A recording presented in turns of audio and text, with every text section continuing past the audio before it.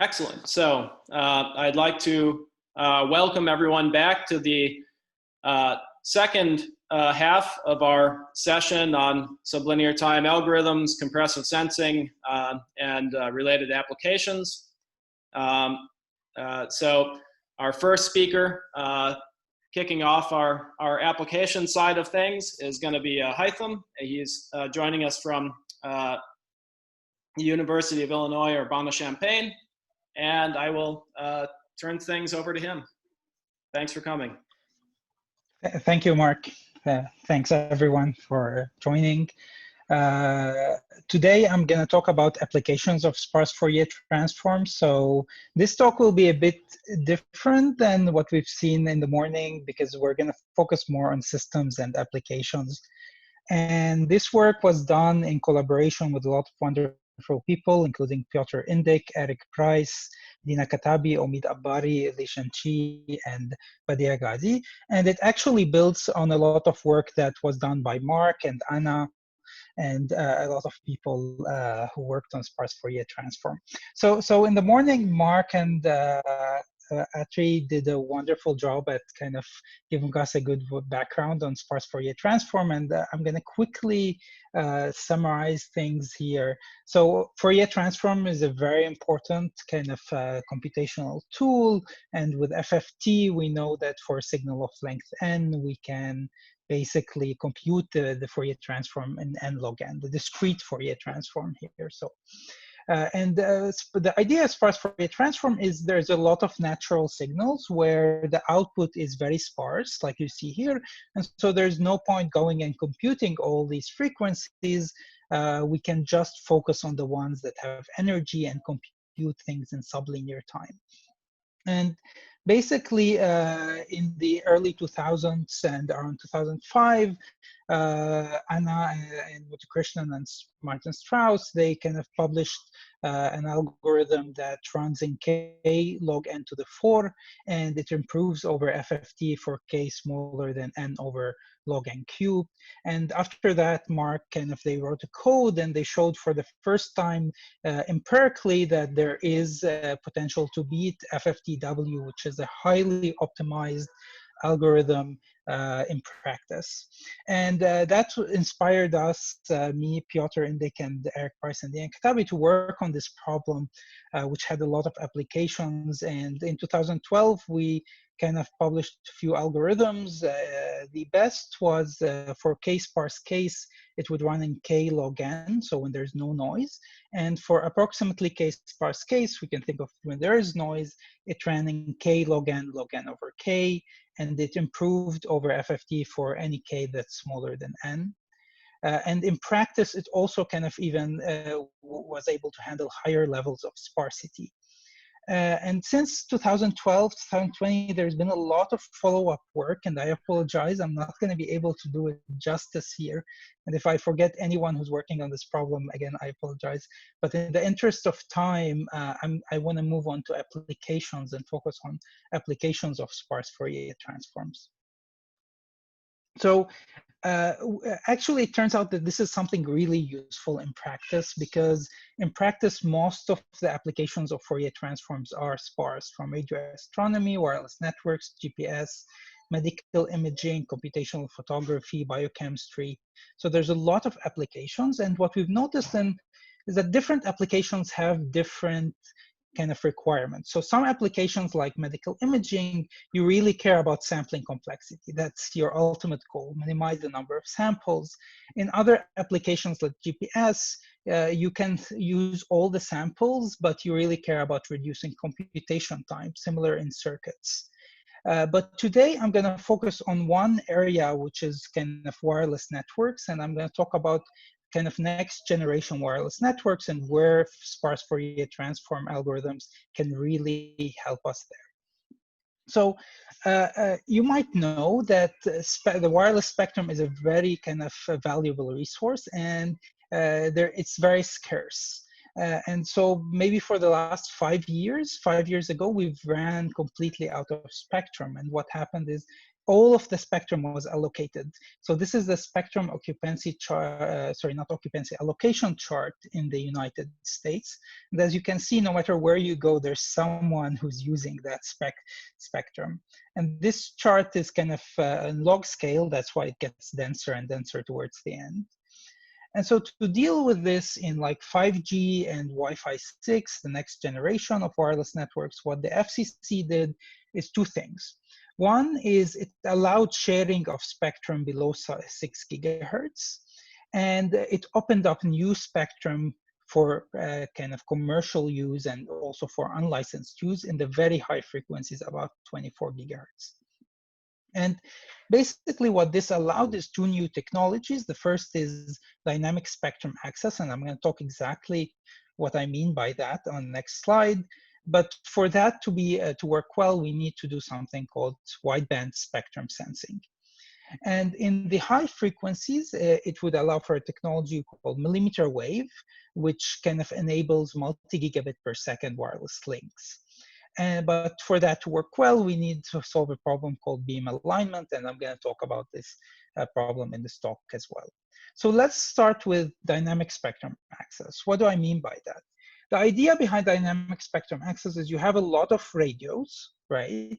And they all are sharing the spectrum. And the way they're going to share it is they're going to sense, figure out what bands, frequencies are not occupied, and go and use them. And then they're going to sense again, and so on. But to be able to do that efficiently and share large spectrum efficiently, you need to be able to sense or acquire or capture gigahertz of spectrum in real time. So you need to be able to quickly say where the spectrum, there is available spectrum. And it turns out that real-time gigahertz spectrum sensing is a difficult problem. And today, the way we can do it is through sequential scanning. So basically, I have a small bandwidth of tens of megahertz, and then I scan it every time, spending some time in each band to listen to what's going on. And this tends to be a cheap solution. It's a practical solution. It's what we do today. However, it kind of is not enough because it misses important signals, and you can easily kind of miss signals and create even more interference by going and transmitting somewhere that's there's someone already there. Ideally, what we want is basically all the time to be able to sense all the spectrum. And turns out that doing this is extremely costly and impractical because the hardware, in terms of cost, in terms of power, it becomes too high. So what are we going to do? And this is where sparse Fourier transform comes in. And it turns out that the spectrum is actually sparse. And now this might sound confusing because I just said the spectrum is fully allocated, but it's not utilized well. So it is allocated to different entities that can use it at different times. But if you take a snapshot in time to see like what is the occupancy level, you'll find that the spectrum tends to be very sparse. And so there was a lot of work on leveraging sparse recovery theory and compressive sensing, basically to sample below Nyquist, right, and recover the spectrum. The only issue with this work is that you have to do random sampling. And this applies to some of the sparse Fourier transform algorithms. It applies to some of the sparse recovery algorithms. Random sampling, we all know, like random sampling is kind of what gives us the guarantees that we want. However, it turns out that doing this in hardware is actually quite expensive. So you have to have these hardware components that run at a very high rate, and they consume a lot of power. And even after that, basically computationally, to compute large FFTs of the entire spectrum, it also kind of tends to be computationally very expensive. And so what we did is we said, okay, can design a sparse Fourier transform algorithm that does not require random sampling and basically is sublinear. So we can compute large FFTs cheaply. And this is what I'm gonna talk about. So before, let me tell you how sparse Fourier transform algorithms work in general. And this is kind of applies to many of the sparse Fourier transform algorithms you see in literature. So you have your input time signal, and you have your frequency spectrum, which is sparse. And so what you want to do is take this spectrum and map it into buckets or hash it into buckets. So we want to divide the spectrum into buckets where the value of the buckets is kind of the value of the signals that are in. And this is what Atri referred to earlier as kind of taking a k-sparse problem and kind of reducing it to a one sparse problem. So once it's one sparse, it becomes easy. But we still have to estimate, basically, where for the buckets that are not empty, where is the frequency in that bucket. The empty buckets, we can ignore them, and that saves us a lot of time. So let's go back to our problem of kind of sensing the spectrum and how can we do this bucketization efficiently. And what we're going to use is the absolute simplest form of bucketization, which is just subsampling. So we take the signal, we uniformly subsample it at much lower rate, and then we take a small FFT, and that kind of gives us something, if you know from signal processing, called aliasing. So here's an example. Let's say this is your time signal, and this is its FFT. Let's say you subsample every other sample, so you skip one sample. What's going to happen is the spectrum is gonna fold on itself. So every two frequencies are going to sum up together in what we call a bucket. And so this is a bit different than what I saw on this previous slide, where we kind of bucketize contiguous chunks of spectrum. Here we kind of bucketizing equally spaced spectrum. The only problem with this form of bucketization is that we cannot randomize it.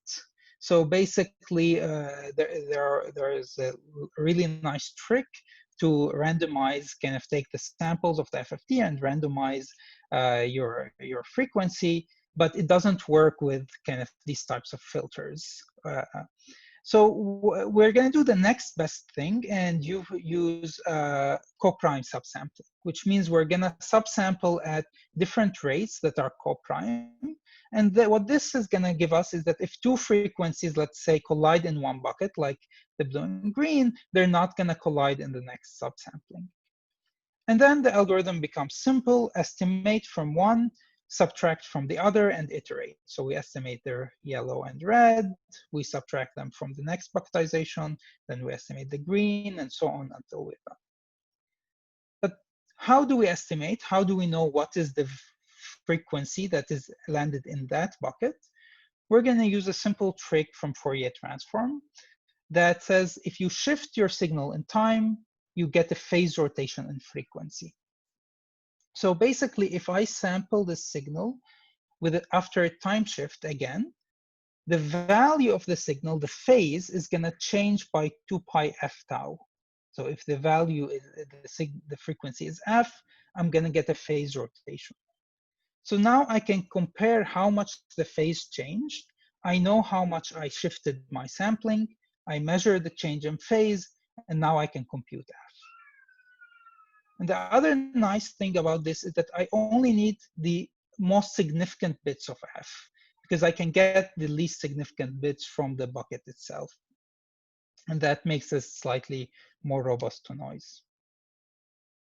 Now, because, however, we cannot subsample, we cannot randomize these filters, we cannot have worst case guarantees for these algorithms.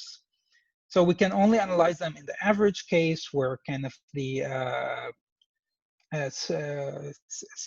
non-sparse signals are random. So if the sparsity is k, so I have k non-sparse signals, and there's no noise, you can get of k samples and k log n computations. If there is approximately k sparse, so there's noise, then you can get k log n samples, and you can run it in k log squared n computations. And we actually went ahead and built hardware based on that. And so what we've shown is that using these sorts of algorithm, you can capture gigahertz of spectrum while sampling at megahertz speeds, which means that you can use the same kind of cheap circuit devices that are available in your phone right now, right? to capture gigahertz of spectrum in real time. So you don't need high power.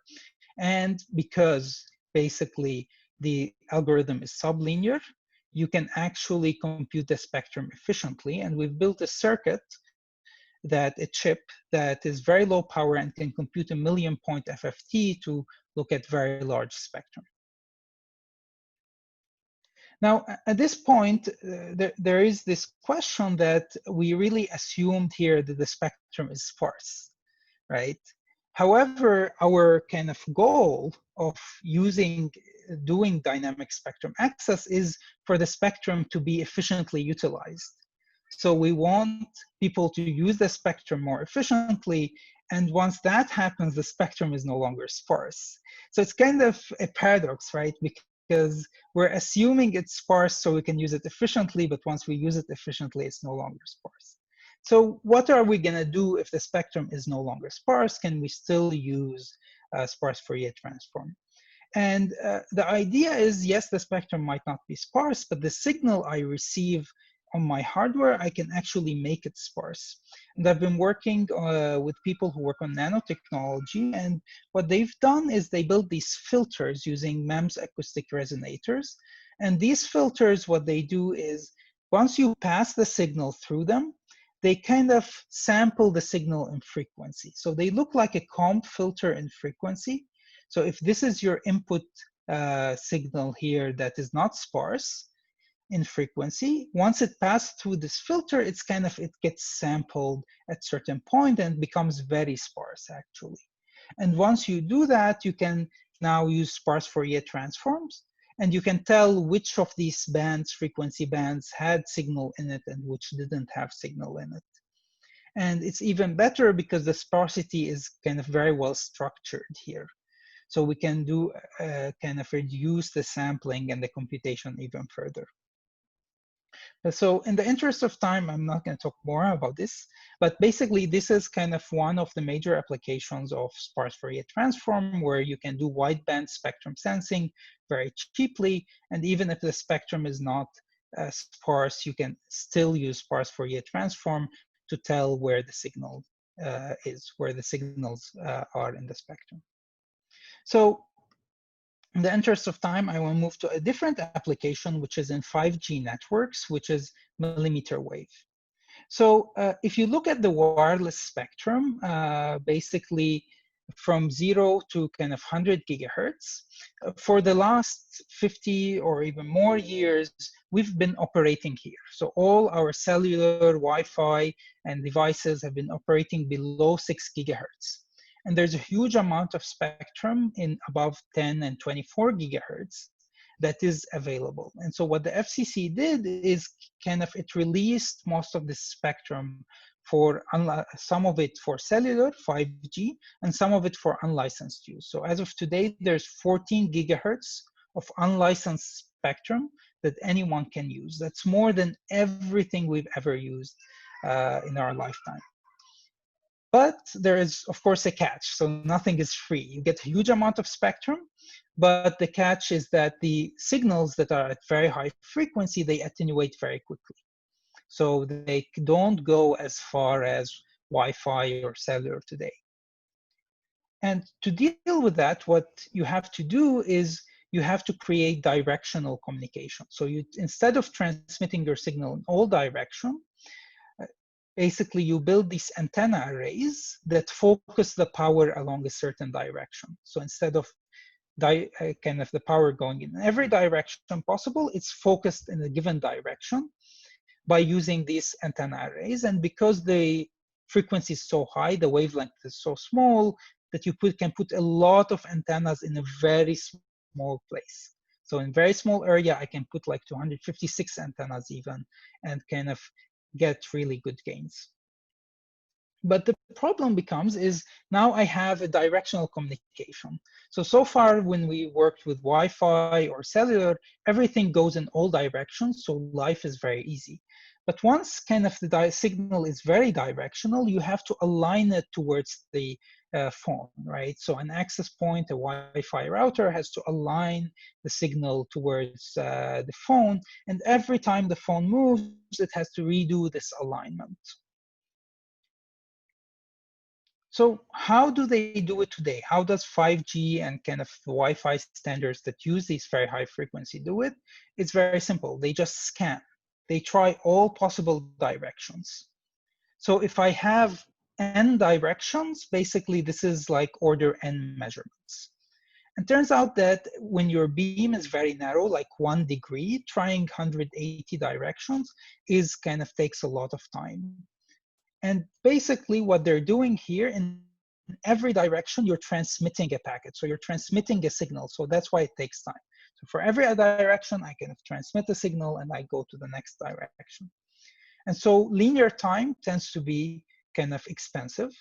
And so the question we ask is, can we do it in sublinear time? And to do that, we're going to look at how these kind of antenna arrays work. So the antenna arrays, there's standard kind of antenna array equations, which I'm not going to go into details. But the nice thing about them is if you look at the antenna array equation and then you look at the FFT equation, they're exactly the same. It's just you change some variables and basically you get the same equation. So really these antenna arrays that are being used in 5G are kind of nothing but Fourier transform. The only difference is Fourier transform, we're used to thinking it takes time samples as input, gives me frequencies as output. Here, what I have signals on antennas as my input, and I have spatial directions as my output. So the direction where the signal is coming from is kind of the frequency here. Okay, so basically for any antenna array, I can write this as the signal on each antenna H is the inverse Fourier matrix times the vector X, which represents the direction. So if I have n directions, the n directions where kind of the signal can come from. However, there is a catch here, is that I cannot sample each antenna independently. So as opposed to like in time where we can take time samples, here we cannot do that because it tends to be very expensive. So what we can do is sample a weighted linear combination, and the weights are something called phase shifts. So we have in hardware these devices called phase shifters that kind of introduce a weight to every signal, and then you get the sum of the weighted signals. However, basically there's a restriction, is that mainly in most commercial hardware, we can only modify the phase. We cannot modify the magnitude. So the weight we apply to the signal is just a phase rotation. And so now the signal we get is kind of a linear combination of this weighted sum of signals where the weight is e to the j theta or phi. And so that will be, for example, one sample. So we set these phase shifts to what we want them to be, and then we transmit a packet and we get one measurement. And we can repeat this a few times and we get a lot of measurements, right? And now at this point, this looks like a standard sparse recovery problem. And there's a lot of literature that shows that X, our vector X, is very sparse. So in millimeter wave or very high frequencies, the signals don't travel across many paths. And as a result, you don't get many directions. So the directions tend to be very sparse, like 2, 3, 4 maximum, let's say. So now we should be able to use sparse recovery as is. But there's a catch, and the catch comes from analyzing the hardware. And turns out that because we're taking these these measurements in time, there's some hardware components that we called oscillators that kind of corrupt the phase of our signal. And you don't really need to concern too much about what is this and how it's happened, but the idea is basically there's this random phase that gets multiplied every time we take a measurement. And it's very hard to track and kind of we don't know what it is. So basically what's gonna happen is the phase of our measurements is gonna be useless, and we can only look at the magnitude of our measurements. And so this becomes kind of a known problem, which is called sparse phase retrieval. And Mark has done some work on this as well. So how are we going to solve this problem here? So in the interest of time, I'm just going to give like a high level idea of what we're going to do. So instead of creating this directional beam and scanning, we're going to create kind of what we call the multi-arm beam. So basically a beam pattern that kind of transmits in multiple directions or receives from multiple directions. And you can think of this as kind of another type of filter, but it's a filter in space rather than in frequency. So basically, we do this multi-arm beams. We kind of now have a set of candidate of directions where the signal can come from. We repeat it with another random set of directions, and then we kind of can intersect. Now, of course, it's not as simple. This is just a toy example, right? What you need to do is create these multi-arm beams such that they create random hash functions. And once you do that, if you create random hash functions, then you can deal with collisions, right? When you have multiple paths coming from different directions colliding, right? And then you can apply some form of voting. And one thing to note here is that turns out that kind of hard voting doesn't work well because kind of these beam patterns, they're not ideal, right? So they have a lot of side lobes and other problems. So you have to do this form of soft voting. And if you do that, what we can show is that you can do it in k log n measurements. And since k is very small, it tends to be very beneficial, even as we go to very large antenna arrays. The computation time ends up being kind of large, but we're okay with that because that's not our bottleneck. Right? And the reason it tends to be large is because of this problem of kind of these filters not being ideal, and you really, to get good performance, right?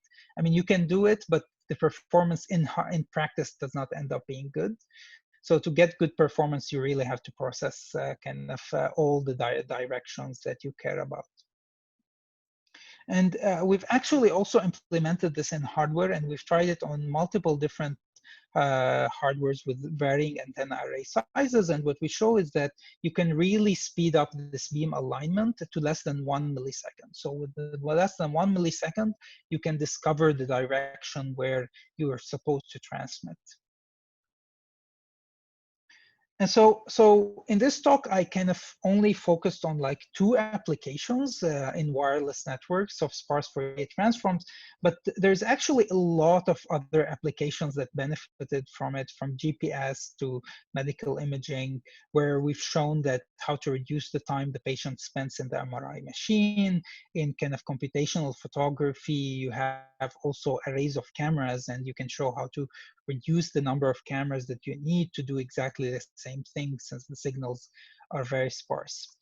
With this, I'm going to stop here because I'm out of time, and I'm happy to take questions. Thank you very much. Thanks a lot for the excellent talk. If anyone has questions, feel free to enter them into the Q&A or chat. Raise your hand in chat. And I was wondering myself, how do these current methods for the directional antennas compare to the sort of industry standard right now? Is it possible to sort of compare in the field in some sense and see how well they work? So the only problem we're having with this is that the hardware is too expensive, that the industry is using right now for us kind of to buy. But what we're seeing is kind of the industry, sometimes what they're doing is they're compromising on, so basically they for example, have a very small number of antennas on the phone, rather than have a large number of antennas kind of to deal with this problem. And so you get less kind of signal to noise ratio, you get less to range, but kind of as a first kind of version, they're kind of happy with that. Okay. Yeah, I have a question if you have time. Yeah, yes, please. And so this Coprime sampling that you mentioned, is this similar to the work of Power and Ramchandran and their sparse yes, algorithm? yes. Yes, so this is actually very similar, and we did it almost around the same time, but the only difference is they took a coding theory approach to that problem, right? And they have this sort of peeling decoder, right? We kind of took it from a sparse Fourier transform and algorithmic point of view, but yeah, they are at the same time kind of published very similar work that achieves kind of the same type of guarantees. Okay, just one more question, if there's time, or if so, when you if you look at the spectrum sensing problem, typically when a user occupies a part of the spectrum, they will occupy a contiguous band in the spectrum, right? The sparsity that you typically get is kind of a block sparsity in the spectrum. And I guess like your way of sampling in frequency is a way to handle this block sparsity in some sense, right? Is that one way to think about what's happening? That's one way to think about it. Yeah. So basically, you have this block of sparsity, and you kind of sample one frequency from it. I mean, there are issues when it comes to signal to noise ratio, right? Because whenever you sample less, you're getting less signal to noise ratio. But basically, there are trade-offs when it comes to when you sample at lower rate, you kind of your hardware starts to have a lower noise floor. So basically, there's stuff called kind of jitter in analog to digital components, and there's quantization noise, and all of these, when you sample at lower rates, you get better performance. So you start getting this trade-off between, oh, sampling less is reducing my SNR, but I'm gaining in other places. Thank you. Thank you. Excellent. Christina, if you want to set up your slides, share your screen. Yes.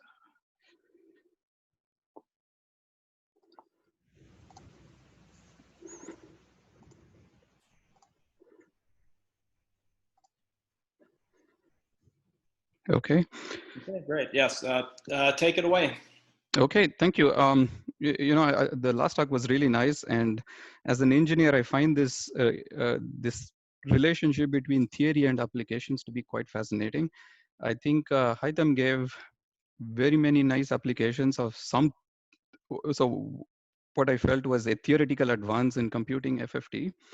In my case, it's actually the opposite. I was interested in a particular application in wireless networks.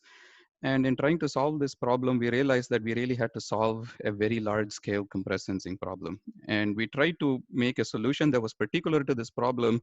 And then we realized that, you know, this may be a more general approach for solving larger compressed sensing problems. So we are kind of trying to go to the theory from the application in our case.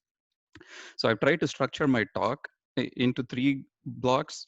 I want to motivate I want to talk about some applications and convince you that there are applications in wireless networks that require solutions to very large scale sparse recovery problems. Unlike standard compressed sensing problems, in these cases, we have the choice of the sensing matrix. So in some sense, the problem boils down to saying, can you construct structured sensing matrices and low complexity algorithms that go hand in hand in a way that you can solve very large scale compressed sensing problems? And I'm going to talk about one particular construction that we came up with. This is what we call as a coded compressed sensing algorithm. This combines ideas from coding theory and compressed sensing. And if time permits, I will talk about what this algorithm can give us in the asymptotic regime. I'm not really sure how much time I will have for the analysis, but if I can get through the first 2 parts, I think I will be happy, and you know, I'm happy to take this offline for the last part. So the problem we were interested in is there are 2 versions. First, we can start with what's called as the neighbor discovery problem in wireless networks. So think about you having a very large number of nodes in a wireless network. Think about each one of these circles being a node in the wireless network. Some of them are active, and a base station or one of the nodes in the wireless network wants to know who are the active users near the base station or the node. So we want to identify who wants to talk in a network, right? So you're trying to discover neighbors. So one way to think about this problem is to say anybody who wants to talk or every node is identified typically by an IP address, let's say, to keep things simple. So you have a 64-bit IP address that identifies every node in the network. And what the node wants to do is the node wants to transmit some encoded version of the IP address. So each one of the active nodes wants to do this. And what the receiver receives is a linear combination of all the transmitted signals. There may be shifts, time delays between these signals. There may be some attenuation that each one of these signals suffers, but I think that's a second order effect. I want to ignore all that and just assume that what you get is just the sum of what everybody transmits. And now, of course, the problem with the decoder is to figure out which of these IP addresses was active. Right?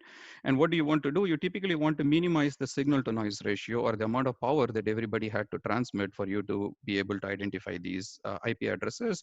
And you also want to minimize the number of times you use the channel. Or in compressed sensing literature, this would be the number of measurements that you use. You would like to minimize this. So these are the two metrics that we are interested in, right? And a slightly different version of a similar problem comes up in the Internet of Things. You may have heard this buzzword a lot.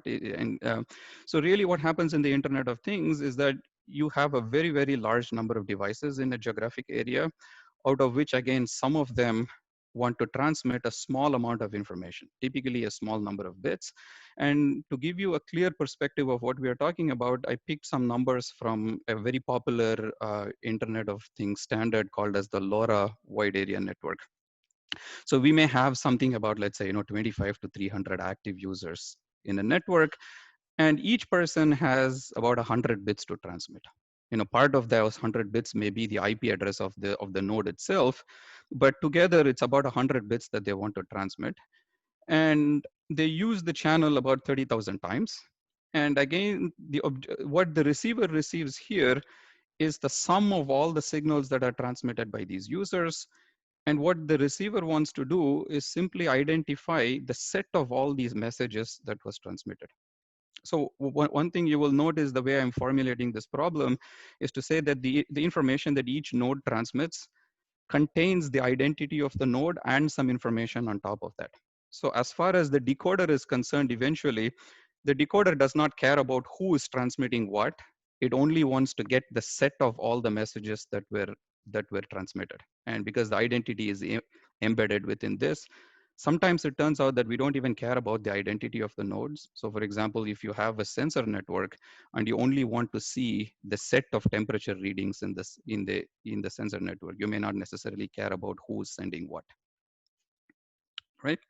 Again, so what do we want to do here? Well, we want to minimize the signal to noise ratio, or equivalently the amount of power each of these nodes needs to transmit. And that has a lot of practical implications in the Internet of Things, because we want these batteries to last for a very long amount of time. So power is a pretty expensive commodity in the Internet of Things. Okay. So when we started thinking about this problem, we realized that what you really want to solve here is a compressed sensing problem. And to put this more precisely, so what's happening here is, if you think about each node, you can take the information or the bits that each node wants to transmit, and you can think of it as an index between 1 and 2 to the b, if b is the number of bits each person has to transmit, right?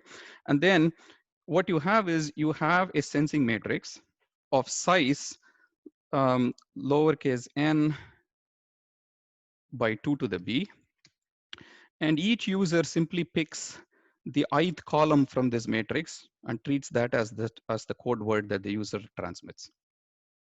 Now, if you do the same thing for all the active users, essentially then what you have is, you have a following system, right? So you have a sensing matrix, and capital K is the number of active users. So capital K of these columns have been chosen, they've been added up together, and then there is some Gaussian noise on top of that, and that's what you get to observe. And the objective of the receiver, of course, is to figure out which of these I columns were active, or which of these columns were added to give you the signal, right? So it's pretty obvious that this is a compressed sensing problem, because K is typically small. And so what you get to observe is, of course, is A times X plus Z, where Z is the noise, and you have a constraint on the L1 norm of X that you're trying to recover. So the problem, of course, is that it's the dimension we are working with is crazy large, right? It's almost seems like silly large. So you're trying to recover a signal that's k-sparse out of a dimension which is 2 raised to b, and I said b is typically 100 is what we are interested in. So clearly any kind of commodity compressed sensing solvers are out of the question because they have at least linear complexity in the dimension. So what you really want to do is to develop sublinear time algorithms and structure. So the good thing about the problem is that this sensing matrix is entirely under our control, right? Nature does not give you this sensing matrix. So, and there has been work in the past. Of course, there is nice work by Anna Gilbert on chaining pursuit, which is one kind of a sublinear time algorithm. Now, since there is a lot of interest in sparse FFT, indeed there is an earlier work by Chen and Guo who used a sparse FFT-based approach to solve the neighbor discovery problem. So you can think of this sensing matrix as being comprised of a partial DFT matrix where you just use the rows from those frequencies that you would like to sample. And of course, this now becomes a sparse IFFT problem or sparse FFT problem. And indeed, this has been used before. There is also other peeling decoders that people have used before. So what we are proposing is another sublinear time, another algorithm with sublinear time complexity. This is more complex than sparse FFT or the chaining pursuit in the sense that the complexity is not logarithmic in the dimension, but it is sublinear in the dimension. But the performance is better. So it gives you a different trade-off. It reduces the signal to noise ratio required or decreases the number of samples required for a slightly higher complexity. But the complexity is still practical enough that you can implement it at least on a computer. Okay, so now, of course, you will notice that this problem is almost exactly the same as the heavy hitters problem in data stream computing, except for a slight difference in the noise model. So almost anything that works here, we think will work reasonably well for solving heavy hitters in data stream computing as well. And indeed, we have some recent results which seems to suggest the same. I'm not going to talk more about this, but I know that this is a problem that's been much more common in the compressed sensing literature. So you can see the connection between the heavy hitters problem and the neighbor discovery or the multiple access in the Internet of Things that we want to solve. Okay, all right. Now we come to our algorithm. So the key idea in our algorithm is it's a divide and conquer approach. So the way we are going to divide and conquer is to do something like this. So we're going to take all the B bits of information that we have to transmit, and we are going to add some parity bits to the B bits. I'm going to add P parity bits to the B bits in a structured way. The way we're going to add these parity bits is to do something like this.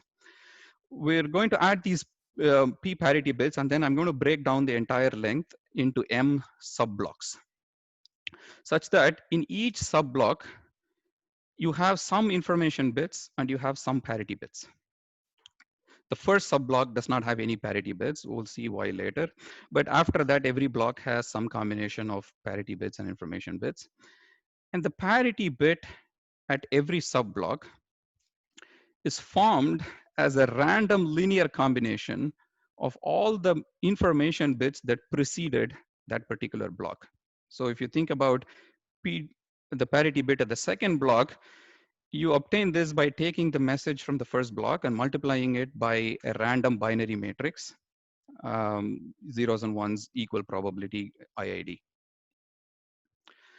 And similarly, the parity bit for the third block is obtained as a random linear combination of the message bits here as well as here, and so on and so forth. And you will see why we need the structure in just a minute, but I'm just going to define the algorithm at this point. Okay, then what we do is this. Once you have these B information bits and P parity bits, and you break this down into M subblocks, and now you use a sensing matrix to transmit each one of these subblocks. Okay, now clearly we are operating at a dimension which is substantially smaller than the dimension that we started with.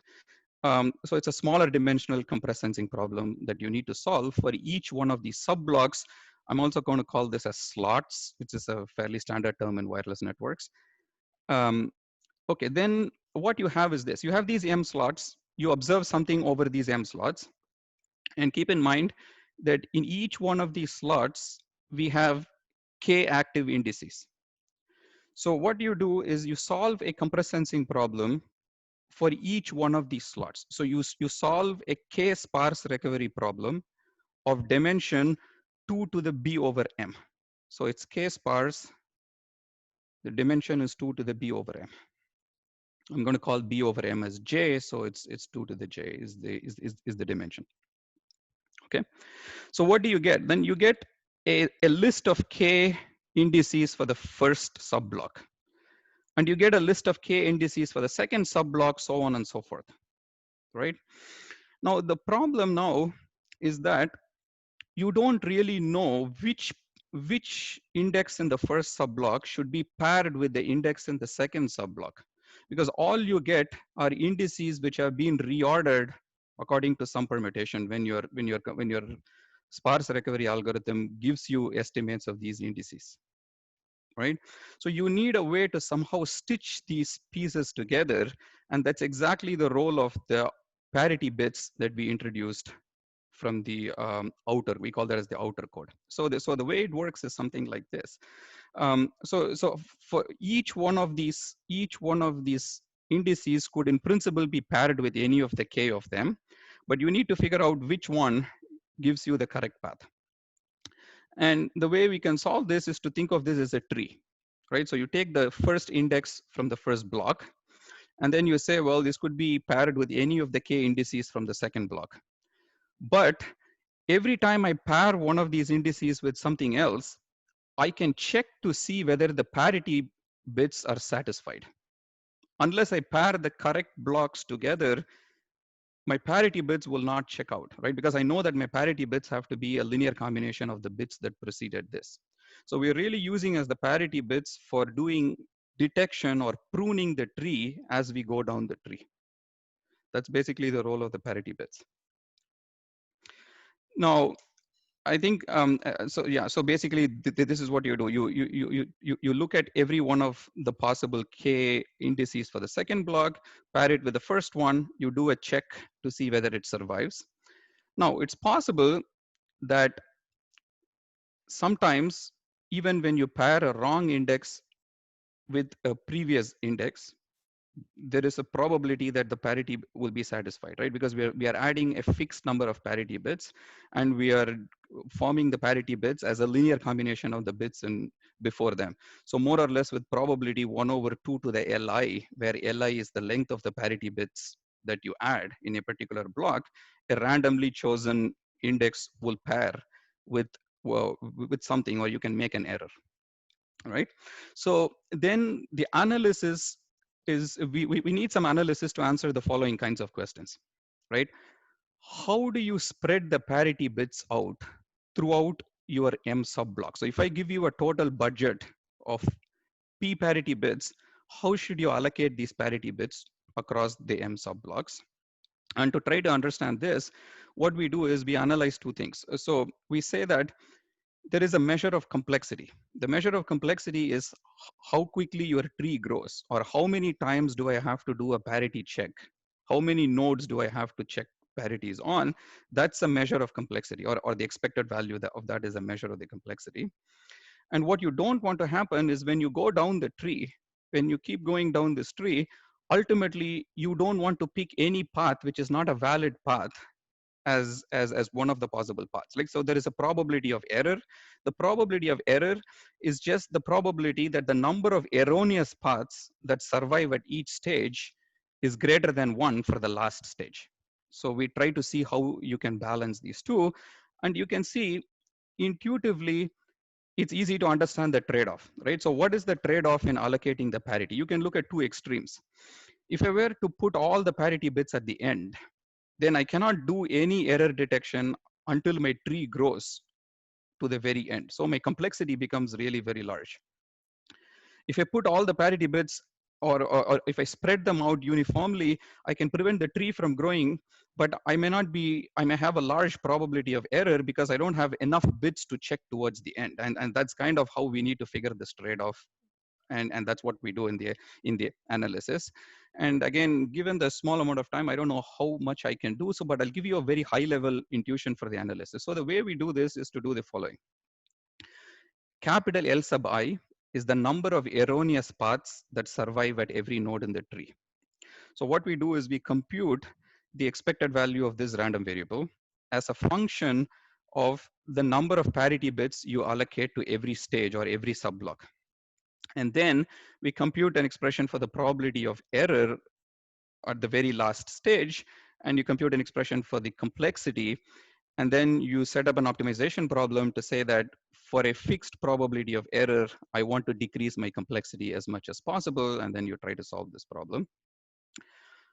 It turns out we can solve this, but a lot of these expressions, if you want to do the analysis right, are quite messy. We actually did this in our paper, and it's a pretty mess. It's quite intricate, but some simplifying assumptions make the problem much more tractable and fairly insightful.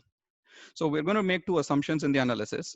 The first assumption is that we're going to assume that the compressed sensing decoder itself is not making errors. So I'm really trying to understand only what happens with my tree decoder at this point.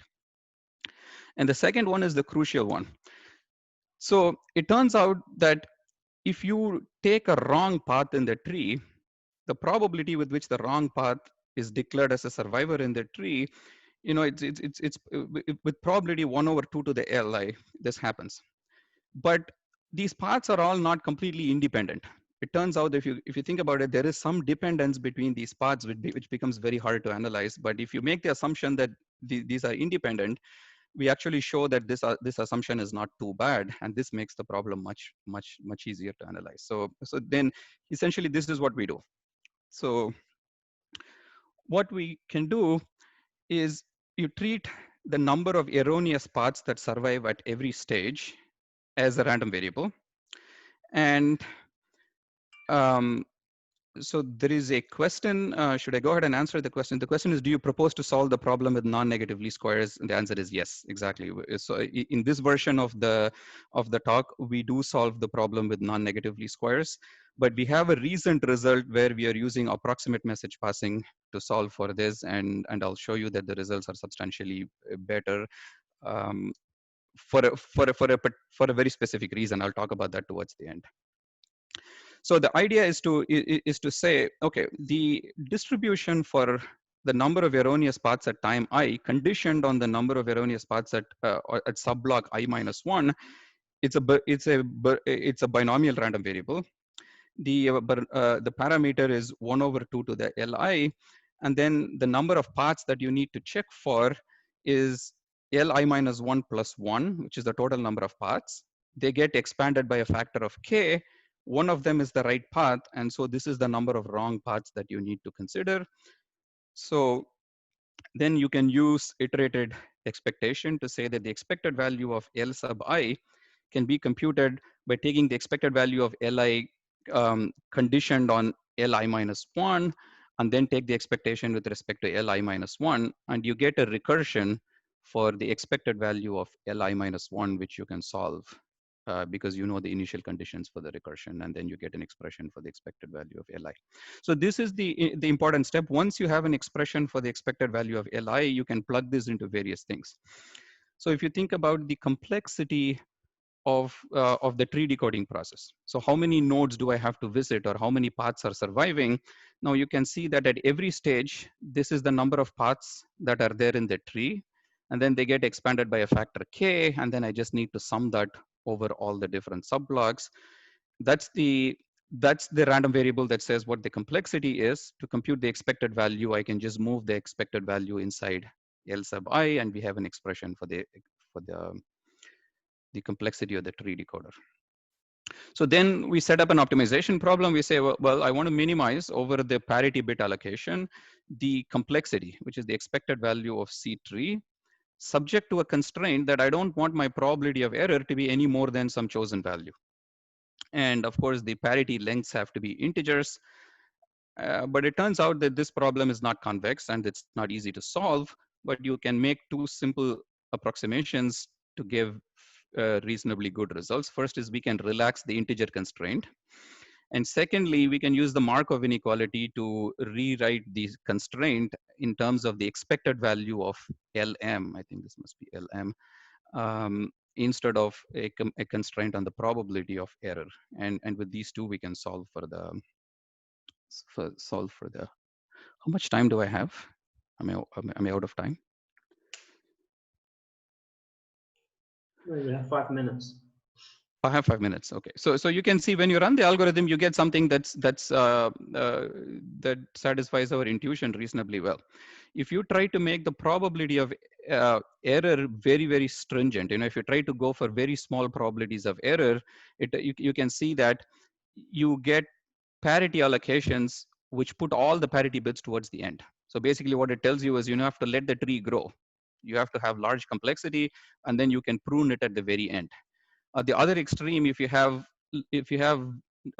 fairly loose constraints on the probability of error, it favors allocations where it prevents the tree from growing at every stage. And anything in between you can optimize.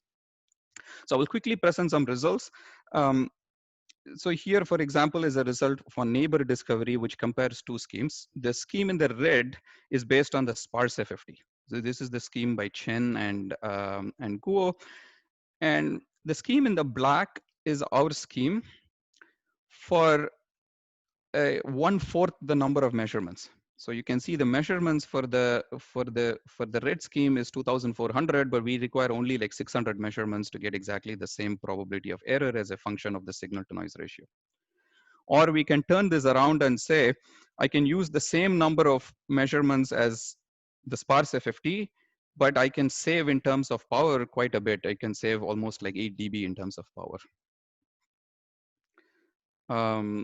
And the same result for it's a similar result for the IoT problem as well. So I think I will skip it at this point. I will just mention that when we published these results, these were some of the best results known for the multiple access problem at that time. And since then, some people have improved on this, we have improved on this, so on and so forth. Okay, I'll just stop with just one flavor of the scaling things. So what we can do is analyze the sample complexity and the computational complexity of our algorithm in the limit as the number of users, the number of measurements, and the number of bits to transmit scale. But in order to get meaningful results, we have to kind of let these parameters scale with some relationship between them. So we consider two regimes. One regime where the number of bits that we want to transmit is scaling as logarithmically with the number of users. So one reason for this is to say, if you think about a neighbor discovery problem, if I have k users in my network, I need at least log k bits to identify each person uniquely. The other extreme is we can let the number of bits scale linearly with the number of users. Well, maybe it's not the other extreme. It's another scaling regime. I think I'm out of time, but I will tell you what we can do. We get some results like this. You can find expressions for the sample complexity and the computational complexity when you consider putting all the parity bits towards the end, in which case, this is the total complexity. The complexity is of course the sum of two parts, the complexity from the compressed sensing, complexity from the tree decoder. And in the end, you can see that, so here, for example, is where you see the sublinear-time complexity. So remember the dimension of the problem was 2 to the b, and in regime 2b is scaling linearly with k. So this complexity becomes order of 2 to the b over some constant C1, which is a parameter in your algorithm. If you increase your constant, then there is a price to pay in terms of probability of error. So the probability of error decays to 0 as a function of C1, but the price to pay is complexity versus performance. And there is, by choosing C1 to be different values, you can get different complexity versus performance trade-offs. I think I'll just mention one last thing and stop. Oops. Yeah. So after we publish this, what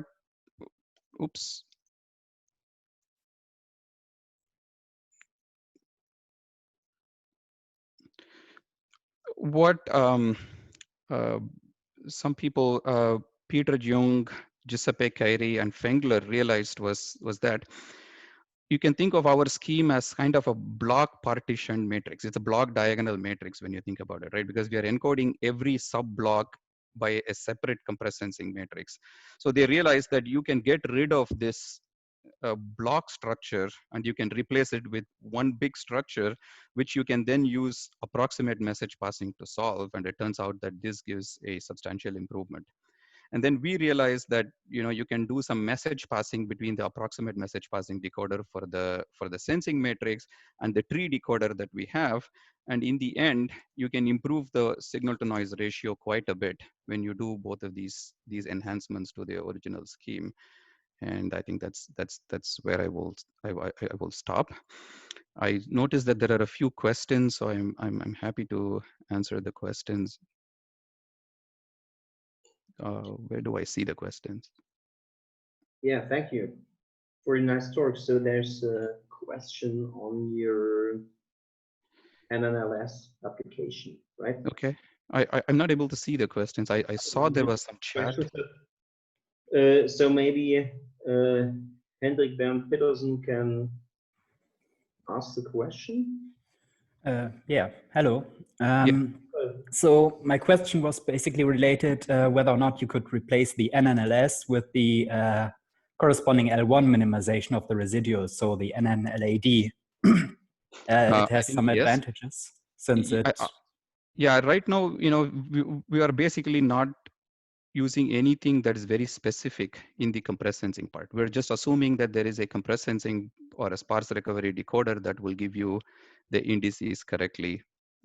Yeah, so you can basically use any algorithm that you want for the compressed sensing part. But you have never tried. So we have tried AMP, we have tried NNLS. What else did we try? I think these are the two that we have tried. Okay, thank you. There's a question by Anna. Yeah, I have a question. I could not figure out how to get a question, so I sent a message to you, Krishna. Okay. So your construction reminded me very much of two papers which I sent you in the chat, and the two papers use the idea that the positions of the heavy hitters are information that we want to encode. Okay. And how should we do that in an intelligent way so as to be able to recover the labels of the positions in a sublinear fashion? And they both work by dividing the bits into chunks, and of each heavy hitter label, and then doing some kind of list recovery on the chunks, and then some intelligent way of stitching together the chunks. And so it was very similar to what you came up with. And I sent them to you in the chat. If you didn't get them, I will make sure I look at it. Thank you very much. We were not aware of this. Do you by any chance know if they use a tree decoder or a tree structure for the parities on the outer part? No. There's a fancy expander graph construction as opposed to a tree. Okay. I'll definitely take a look at that. Okay, I don't know how any of this stuff works in practice. These are old theory papers, and they might be horrible in practice, but the ideas are incredibly similar. And you might get inspiration from them. Okay, thank you. We were not aware of this.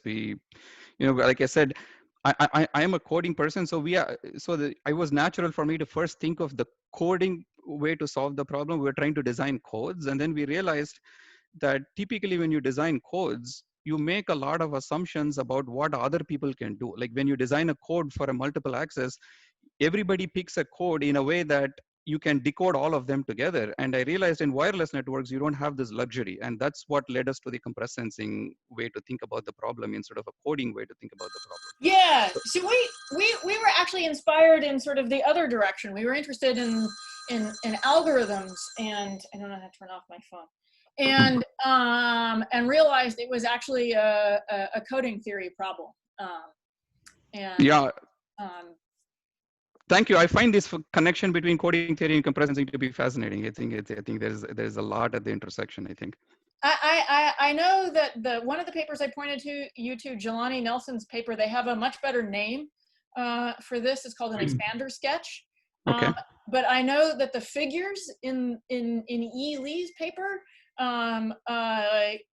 give all kinds of good intuition. I know because I sat on Yi until we got the figures straight, and they look an awful lot like your like your figures. It's like the same kind of thinking.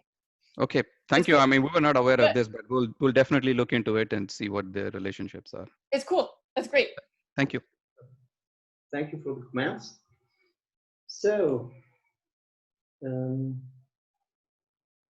now you have to give us a screen, I think.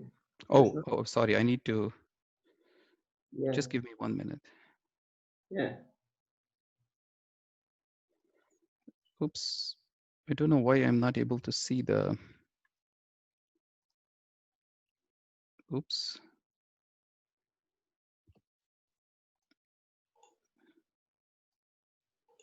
Oh, yeah. Sorry. Yeah, no, it should be fine. Oh, thanks. So, can you share your talk, Uli? Sure, yeah.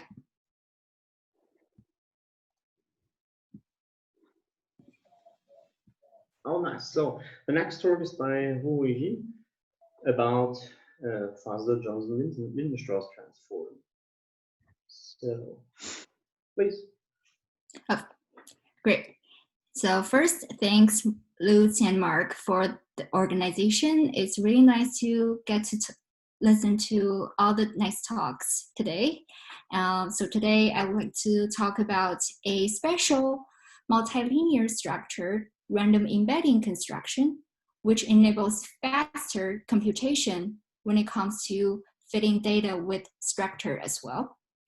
And this is joint work with Tammy Koda from Sandia National Lab and my advisor, Richard Ward from UT Austin. So first, I like to start with the big motivation of this line of work from more of a linear algebra perspective. So tensor problems are drawing quite a bit of attention in data science now.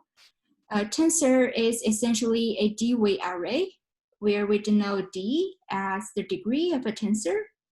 So the size of a tensor refers to N1 by N2 up to by ND. And we're going to use a shorthand notation, capital N, as a product of all each array size. And typical issue from a tensor problem is we have to use enormous space and storage to store a huge tensor. As to avoid that happening, a natural way to do is we want to use a low rank model to essentially capture the feature from the original tensor data. If you're not so familiar with the tensor setting, just think about what we do for matrices. For example, the singular value decomposition, the left and right factors are exactly two factor matrices for a matrix decomposition. And in a more generalized context, the rank R CP approximation for a tensor can be defined by number D factor matrices. And so the factor matrices are denoted by A1, A2, up to AD. And the ultimate goal for fitting a low-rank CP model is to find all the AK. And the classical solver for fitting a CP model is called CP alternating least square. The idea is if we unfold a low-rank tensor M into a matrix, the flattened matrix will have a nice vectored structure. And we end up solve a minimization problem for each one of AK alternatingly through one iteration. And be aware that this minimization can be really tall and skinny because ZK would have number capital N over little nk, number of rows. So the ending cost for one iteration would be quite expensive and depends on the rank R times this capital N. And we would like to avoid that. So to speed up such solving process, Battaglino, Ballard, and Coda proposed a randomized method called CP-RAN mix. And the main idea behind such algorithm is the sketching for the least square problems. Say given a sketching construction phi, which is a nice low distortion subspace embedding over the span of the columns in the matrix A and the vector B, and then the output of the sketched least squares can be a good approximation to the original optimal solution X star. And the reason for doing such sketching is that now we instead solve a much compressed least squares. And the cost instead only depends on the sketching set, little m, instead of the big N. But how do we find such phi? And also, imposing the sketching onto the least squares would also cause some flops. And what would that cost be? So here comes the next strategy that CP-RAN mix used, which is called the fast Johnson-Lindenstrauss transform. And it consists two parts. First, we're mixing each element, and then it's a random sampling. In particular, in the mixing operation, first, we use a sign flipping, capital D. In the matrix form, D is just a diagonal matrix with diagonal entries filled in with random marker or Bernoulli variables, plus or minus 1. And then we use FFT or Hadamard matrices or any other transforms that allows fast matrix and vector multiplication to process it. And so now the mixing process would take the dominant cost among all the complexity. And what CP-RAN mix choose to do for the mixing is they mode-wisely mix a tensor via all the modes, and also for each little factor matrices AK.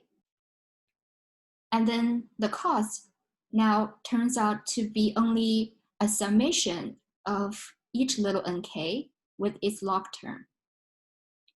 And if we go ahead and unfold the mixed tensor, the resulting sketching form can be defined as the Kronecker fast Johnson-Lindenstrauss transform.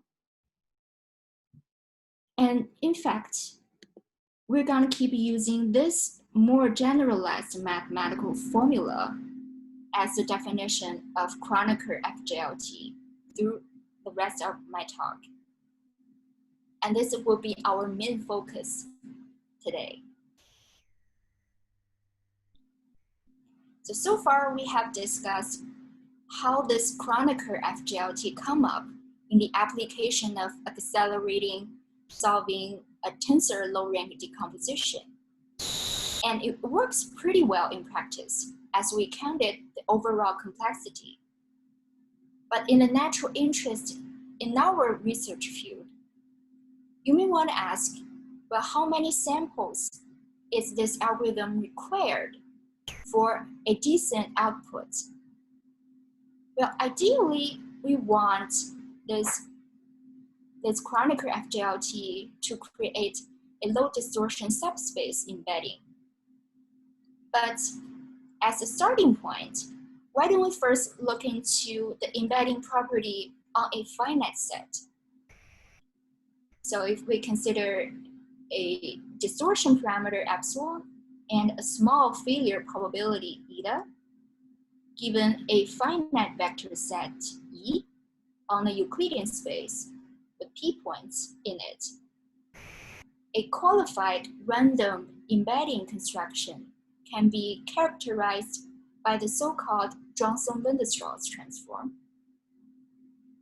So the next question would be, do we have any theoretical guarantees for the embedding dimension little m so that our random Kronecker construction is indeed a qualified JLT?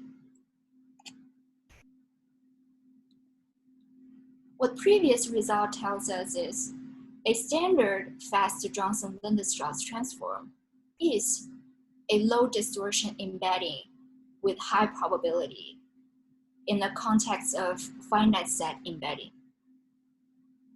And it is proved by, in a more generalized sense, by Kramer and Ward with converting the restrict isometry property to the JL property with the use of random marker variables in the sign flipping operation. Now to our new focus, what can we see more in the Kronecker FJLT? Well, the most obvious distinction between the Kronecker and the standard construction is now we have the mode-wise mixing. And this special design result in extra computational advantage when it applied to vectors with Kronecker structure. But to explain it a little bit more, suppose we only have a trivial mixing and we impose it into a super long Kronecker vector. Any flops, it depends on capital N and times log n. But the Kronecker, the mixing, the mode-wise mixing would allow us to instead mix each little Kronecker factor of the vector. So the cost now is largely reduced. As a numerical example, we show there is a computational gain from the Kronecker FJLT. And we directly compare the embedding time between the standard and the degree 2 Kronecker construction on the same one vector at one time. And we can see there's an obvious contrast between the top line, which refers to the standard FJLT's embedding time, and the bottom red line, which is the degree 2 Kronecker one's embedding time. So besides for the practical computation, in the interest of theoretical analysis as well, what can we obtain more? So from the distributive property, we can further divide the mixing into two parts. So first we can see an internal connection between the standard and the Kronecker FJLT, because Kronecker product can preserve orthogonality. With that saying, the Kroneckerized FK can be still a bounded orthonormal system, just like a trivial FFT or Hadamard matrices in the standard construction. But now new challenges arises actually in the sign flipping operation. The Kroneckerized decay, the number of random bits in this is reduced if we compare it to the IID random sign flipping in the previous construction. So that would cause some problems. First, each random variable in the Kroneckerized decay is not dependent on each other, is not independent on each other anymore. from that, we do not have many useful probabilistic tools to tackle the analysis in a straightforward sense. And secondly, each random variable in the big resulting diagonal matrix is essentially a product of several random marker variables. From a statistics perspective, it is a moment-raising problem. The rise of the moment would usually cause larger deviations or variance, and thus make our embedding less stable. So after all that, we have this mean result. So fix the degree of our Kronecker construction, and given a finite set E on the Euclidean space with cardinality P, suppose our Kronecker FJLT phi has the embedding dimension M, which is bounded above by the order of epsilon to the -2 times log 2d minus 1 of P over eta with an additional factor. And then we can say phi is indeed a low distortion embedding all over the set E with high probability. And what does this technical theorem say? The first takeaway message is we proved such Kronecker FJLT is a Johnson-Little-Strauss transform, because we can still maintain the dependence in our bound on the distortion ratio only to the degree of -2, which matches the optimal rate. And also, we can still consider any finite set all over this Euclidean space Rn. So our theorem works for arbitrary vectors with length m. And they don't have to be with nice Kronecker structure. However, there is a trade-off in the theoretical guarantee. The additional factor log to the 2d minus 2 P over eta in the bound that we obtain for M appeared, as I also marked in red here. In the previous result, for a standard FJLT, we would only have one log to the degree 1 P over eta in a bound. And this trade-off actually comes from the reduced randomness that we discussed in the challenge part before. Here I show a empirical evidence to argue that such a loss of embedding power in the new Kronecker FJLT is indeed necessary and cannot be avoided. We compare the distortions between the standard and the Kronecker construction of different degrees, and the result turns out to be, so the top blue line refers to the Kronecker FJLT, which has the highest degree, which is 3. And it also has the least stable performance. If you can see the super long error bar, blue error bar. And the best performance is carried out by the standard FJLT, as referred to the bottom red line with the short error bar. So after talking about the JL property, can we go beyond and push ourselves a little forward to the subspace embedding? Most recently, Malik and Becker proved that the Kronecker FJLT is an oblivious subspace embedding for matrices with structure. And Mark, with the co-authors, improved the embedding dimension, which is bounded only above by R squared over epsilon squared for an arbitrary R-dimensional subspace. So to briefly summarize my talk today, we have focused on a particular multilinear structured random embedding called the Kronecker FJLT. What we gain from such special design is the computational advantage.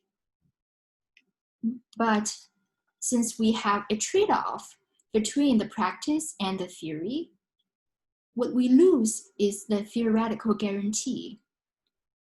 We proved that the Kronecker construction now is less strong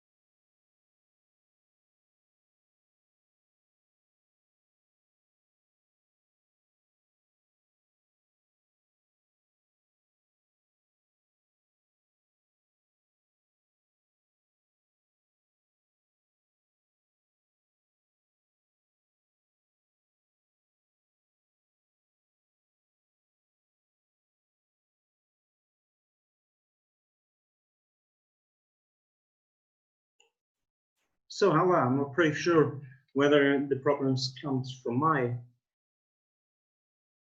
internet connection or. No, I couldn't hear either.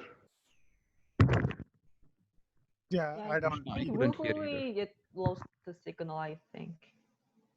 Yeah, I mean, I don't see her on the thing as a panelist either. So. Yeah, right. So I also don't see her. So that's not very nice. So, however, I'm not sure how to get it back, right? So she's not there anymore. So yeah, unfortunately, we cannot ask questions. Hopefully she will be back soon. And as long as she's not there, yeah, I think it's my turn to talk, right? So Oh, sorry, no. so I apologize for the internet. It's suddenly broken, but fortunately, I just need to like finish like one last sentence. But if you I mean, if you don't have such time, we can just go ahead. So sorry about that. Just share your screen again. You have some minutes. That's no problem. Just share your screen again, so that we can see your slides. Sure. And then you can. Oh, actually, can you make me as a co-host? Ah, yeah. I have to do this.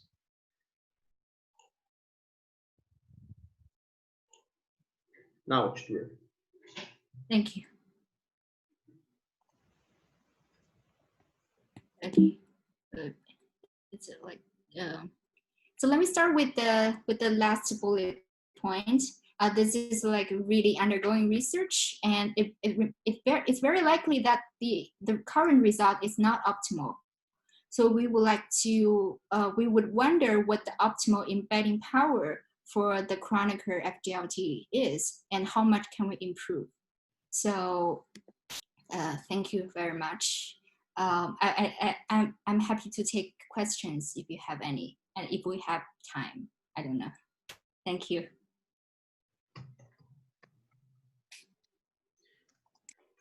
So thank you for a nice talk on this reduction of the Jones-Lindström transform. Are there any questions in the audience? In general, you can write the questions in the If there's no question, then thank you a lot.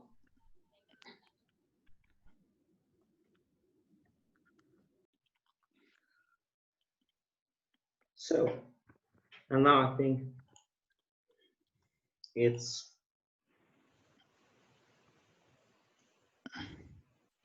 my turn to talk about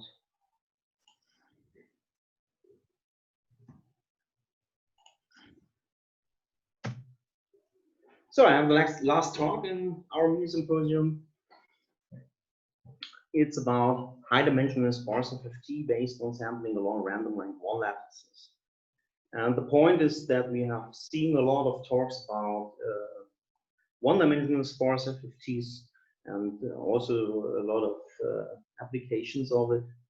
And this talk is now about the high-dimensional sampling. So this is joint work with Felix Kramer and Daniel Potts and Tony Faulkner. And yeah, let's start. I would like to present you the general setting. So the general setting that is that we consider multivariate trigonometric polynomials, right? This is such a thing here. And the point is that these are multivariate trigonometric polynomials. That means these frequency things, these frequencies are vectors indeed, and are d-dimensional integer vectors. And we have a number of variables, d variables, that goes in here. And okay, this multivariate trigonometric polynomial has finite support in frequency domain. And the point is, if we know this finite support, then it is not the big issue to compute these Fourier coefficients. You can just use spatial discretization. There's a paper on multiple rank one lattice discretization.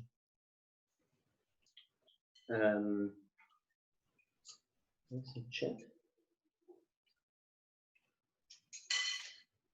Okay.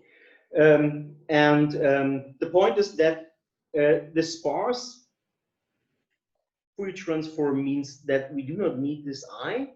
We have some big candidate set, important, potentially huge candidate set, and we would like to determine and detect this frequency support here, or this Fourier coefficient support, these frequencies set I. The first example is here. You can imagine that this is a big L1 ball. You do not know the structure of this index set, and you would like to detect, for example, such a hyperbolic cross at the end.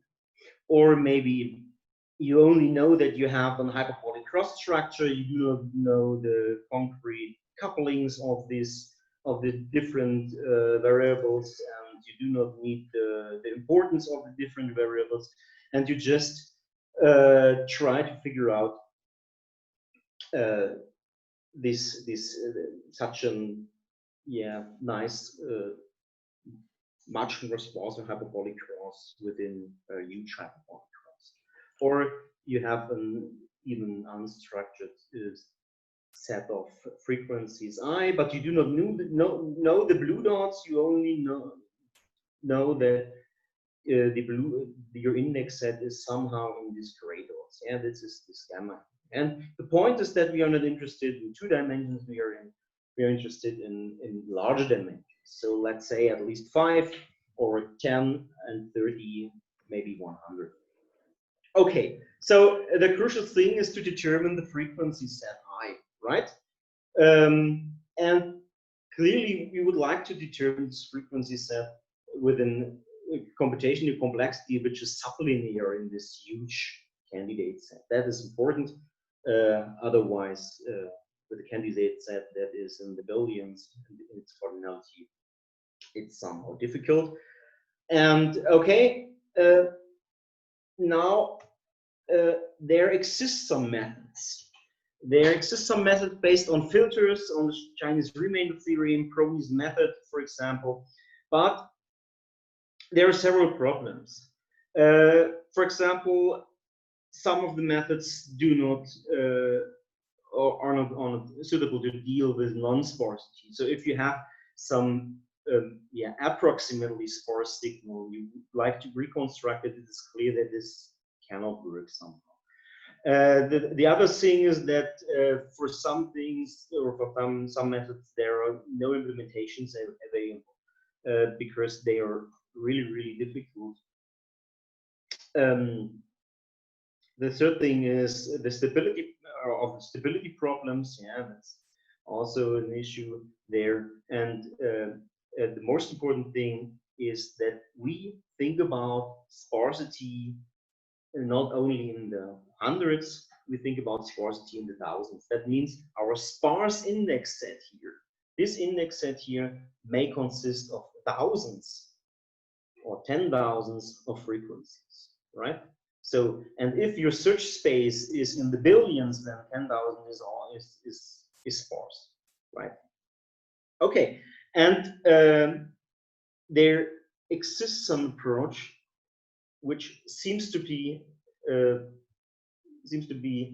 a nice framework to get stable and very nice, yeah, sparse fast Fourier transforms, and this is a so-called dimension incremental approach. The basic idea is approximately 40 years old, and it gets more and more attractive in the last years because, yeah, it seems to get stable if the substeps are stable somehow, I would say.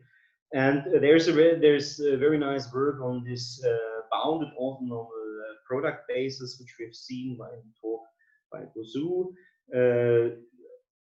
This ansatz is very general with respect to the basis they use, and they use therefore compressive sensing methods because they are yeah, they're applicable in these very general settings, right?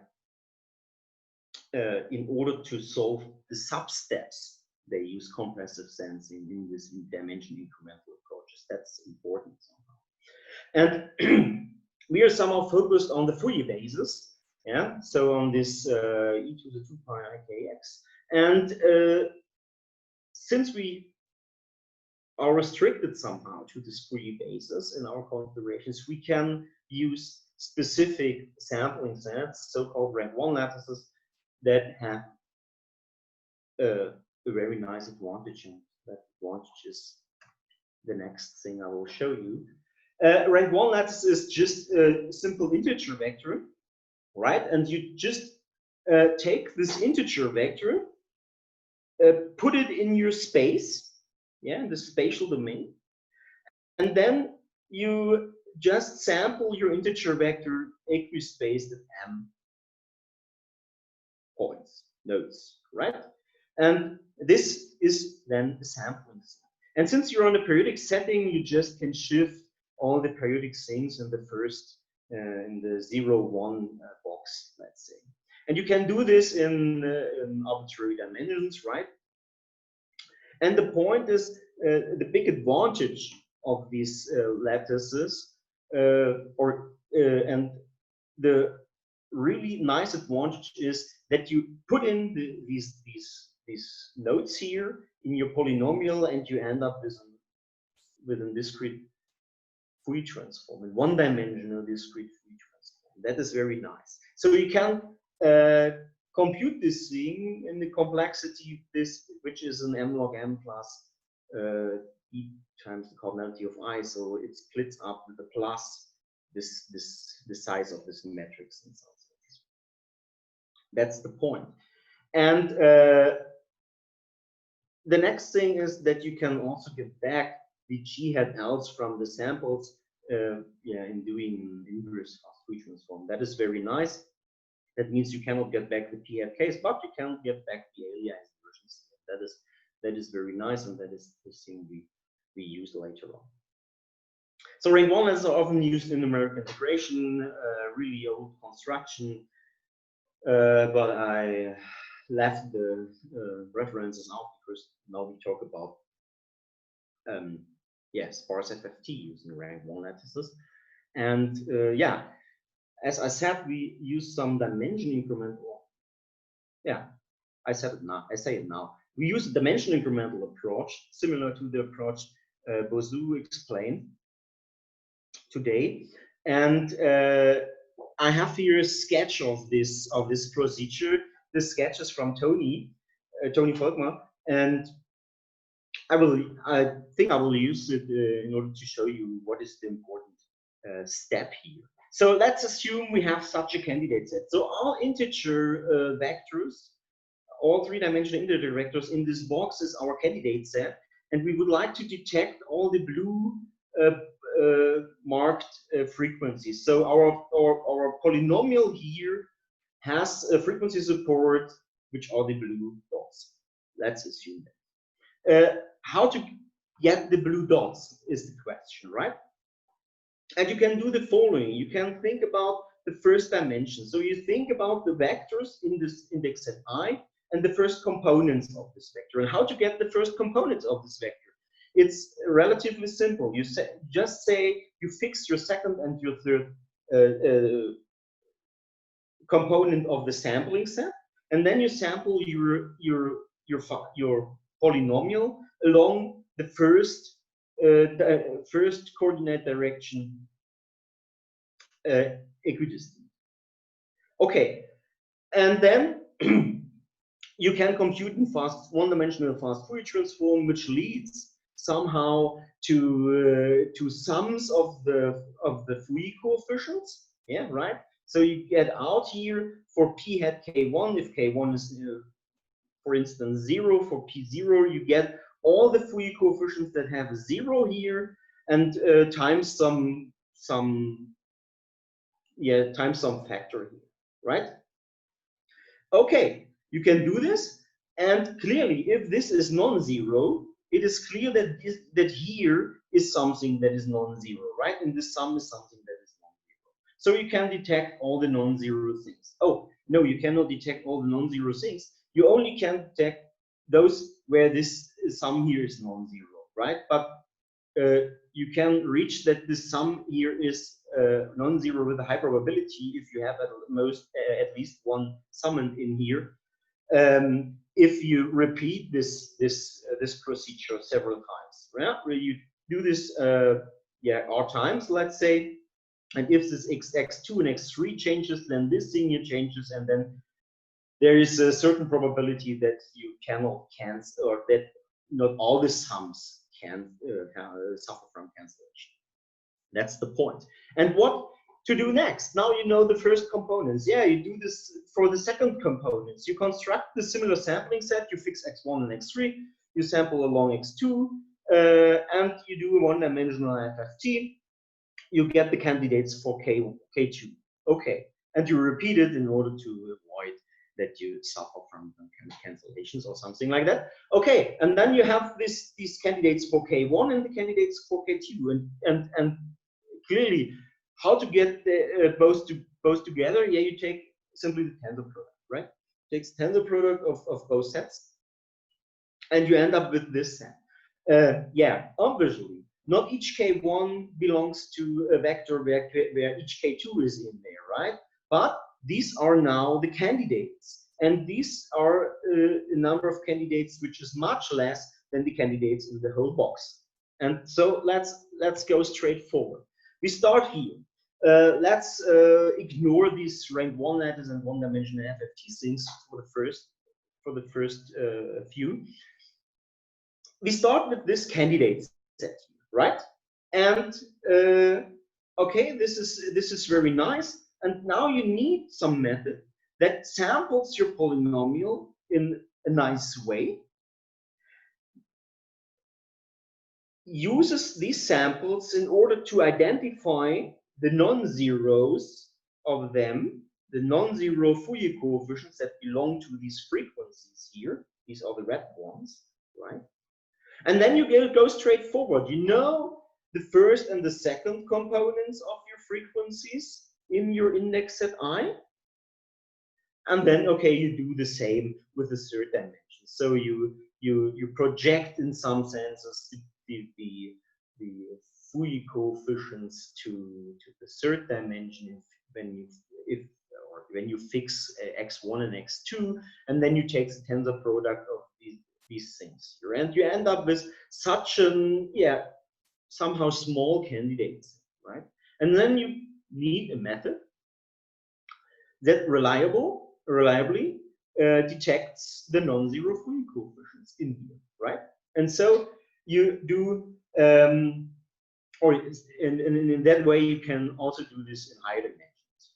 Okay, and the crucial thing is this pairing algorithm, the algorithm that says you have some maybe highly unstructured, yeah, in higher dimension this will be a highly unstructured set of frequencies. You need a sampling set such that you can detect which of them which of the Fourier coefficients or which of the frequencies belong to non-zero Fourier coefficients. That's the right thing. Okay, so and this thing is called pairing. Okay, and that's the point. So also this pairing step in higher dimensions you need to repeat or times, because you can also run in cancellations or something like this. But there's a suitable upper bound on this on this number of detections you need to do. And in each dimension incremental step, you obtain a reduced number of candidates, right? Because you have you consider only the things you have already detected times the next dimension, and so you end up with a maximum of these number of candidates, and this number is usually much less than your huge candidate set from the beginning, right? And these candidates, and as I said, form possibly a highly unstructured set, and that's a little bit a problem, because the unstructured sets, yeah, you have not really efficient methods for unstructured sets, at least not many, let's say.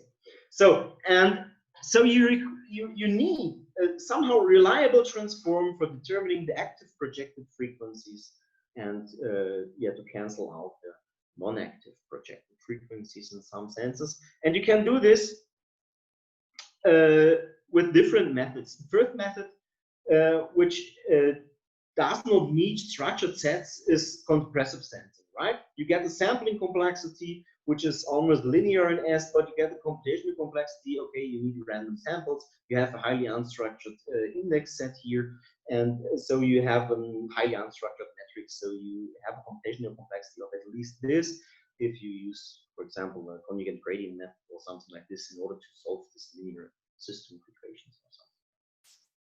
Or so at least one application of the matrix is this computational complexity. Okay, another available method is multiple rank 1 lattice discretization. As I said above, you can discretize a trigonometric polynomial with a corresponding index set, and now we have such a projected index set here with r times s times n gamma, or at most this number of frequencies in there. You can discretize this. That means you build up a sampling set with a number which is linear in the number of frequencies times a logarithmic factor. And the crucial thing is that you can use this discretization, yeah, spatial discretization. This is a spatial discretization. That means you can get back your Fourier coefficients in a unique way from the samples, and that's the point you can do here. And you get the computational complexity, which is almost the same as the sample complexity if you know log squared. Okay, that's possible. And Tony was in Munich and talked to Felix, and Felix says you do not exploit the information about the sparsity in this when you use a discretization here, right? That's right. But we have no better idea, and he said because we would like to have we had no better idea because we would like to have the nice computational complexity, right? And the point is that he said we should exploit this information about the sparsity, and maybe we can also use rank 1 lattices and use these structural benefits of rank 1 lattices, and you can do indeed. And this is a random rank 1 lattice approach. So you choose randomly some rank 1 lattices in each of these pairing steps, and then you can determine the frequencies from these samples. You get a sample complexity which is comparable to the compressive sensing approach, and the computational complexity that is comparable to the multiple rank 1 lattice discretization approach. That is very, very, very nice, right? So, and okay, if you do this pairing step with this random rank 1 lattice approach, so this pairing step from above, you apply this random rank 1 lattice approach, then you end up with a high dimensional incremental sparse FFT. So the total complexity of this full high dimensional thing is then in this ordering. Yeah, at least with high probability. And you need a number of samples in this range. That's very nice, and with the same probability where you get this computational complexity, you identify all multi-retrieval polynomials. Okay, for this, if there happens a failure, then you get this computational complexity, but this is in the worst case, and this is very improbable, I would say. Okay. This S is the sparsity of this index set. Hopefully I said this before. Okay, you see, you get at most an S squared here. You have here an S squared times n gamma, possibly an S to the 3 or something like this. But let's compare the two-dimensional incremental sparse FFT algorithms from this paper from Bozu, Mark, and Felix. You see that this sublinear-time COSAM, this algorithm developed herein, has the sample complexity and computational complexity that was shown by Bozu. At least in theory, we have in theory, yeah, at least with respect to S, better complexities with this multiple rank 1 lattice discretization, but this works only for the Fourier base at the moment. The point is that for the random rank 1 lattice approach, you get the same as for the discretization approach and the computational complexity, but you save a lot of samples, right? That's the point. You save this factor S of samples. That is very nice. Okay, let's consider numerical examples. The point is their system implementation. So Tony implemented all the things in MATLAB. And for the numerical tests, we use the fixed parameter R. So this detection parameter seems to be overestimated by this upper bound. So maybe one can improve this, but usually in practice, these detection iterations up to 5 are somehow enough. And if you restrict your detection iterations to a fixed number, yeah, your samples grow, yeah, only linear. That's very important. And the whole algorithm can also be applied for the approximate reconstruction of periodic functions, suitably smooth functions, so it's continuous and so on. But the point is that, yeah, what do you need there? You need, if you do the approximate reconstruction, yeah, you just put in function values. Yeah, and you need some additional threshold, but in general, it works. So, and the whole algorithm is numerically tested up to 30 dimensions and sparsity 100,000, right? That's a very huge sparsity, I would say. And the first numerical example deals with a trigonometric polynomial and a random trigonometric polynomial. That means that the frequency index set is chosen uniformly at random from a huge candidate set. This is also our candidate set for our sparse Fourier transform, and the corresponding Fourier coefficients are also drawn uniformly at random in a nice box. Okay, you have to ensure that the Fourier coefficients are not 0 or not too close to 0 in order to detect something. but you can choose here the parameter r equals to 1, so you do not need to detect more than once, because somehow a cancellation of this uniformly drawn, so the possibility that they that Fourier coefficients alias is relatively small, and that they cancel out if they are drawn uniformly at random is not so probable. So we compare the multiple rank one lattice approach and the random rank one lattice approach. So this is the approach where we discretize this whole candidate set in each pairing step. This is the thing where we use our new approach, right? And you see, if you clearly this works very nice for this polynomial. So we could reconstruct all the polynomials with this setting here, and the point is that we now can compare the old thing with the discretization to the random rank one lattice we have where we have the new results on. And you see, okay, you save an order of magnitude of samples. So you save 90% of samples in order to detect these polynomials, right? These trigonometric polynomials, multivariate. And you see the same things for dimension 5 and for dimension 30. So this is an application on dimension 30. Here we have 100,000 frequencies, right? And the point is, if you take a closer look at this, you have samples that, okay, you have here, let's say 5 times 10 to the 7 samples. Here you have 5 times 10 to the 9 samples. So there's a factor of approximately at most 9. Yeah. So this and here's a factor of dimension of 6. So it seems also to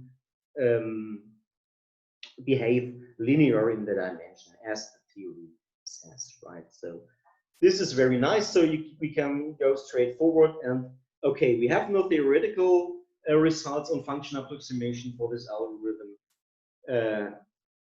I should say here that for this approach with compressive sensing, there are theoretical results for function approximation, but you can also apply this to the function. So this is work that should be done here to investigate the approximation properties of this algorithm.